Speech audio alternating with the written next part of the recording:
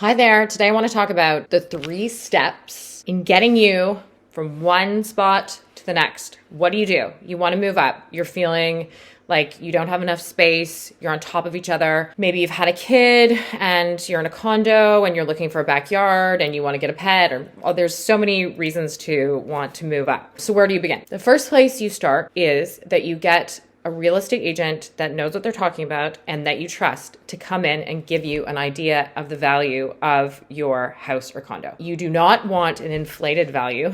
You want a conservative value. So you want the person to say, I think at the low end, you're going to get this, and you may get this on the high end. And then when you sell, you want to be pleasantly surprised. If you're going to buy first, you definitely want to go with a more conservative value. And because your budgeting will be affected by that, and you don't want to think you have another 100 grand, and then it turns out that your house sells for less. Next thing that you do is you sort of take that value and you go and you talk to, or you see a mortgage broker or your bank, and you understand what type of mortgage you could be approved for. What amount can you buy up to if this is where your condo or house is at in terms of value?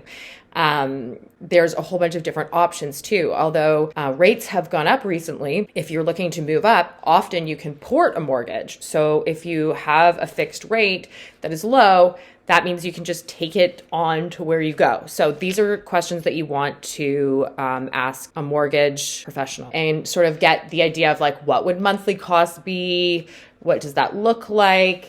Often we can move you up, and depending on what you're open to, whether it be a different location, a basement apartment, a laneway house. I mean, there's a whole bunch of different things that we can use to keep your mortgage payments the same, but move you into a bigger house. Those are all good questions for a mortgage person. Number 3 is that you want to start getting educated.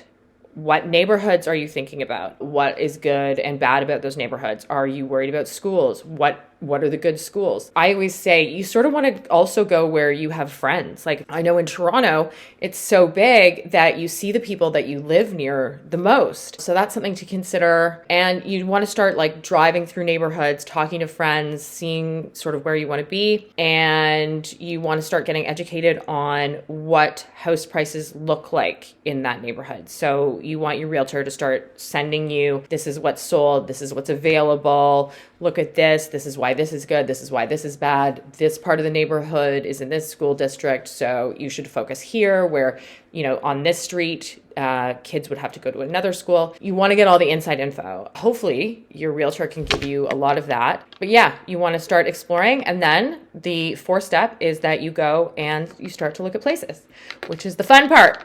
Anyway, if you have any questions, don't hesitate to reach out. Bye for now.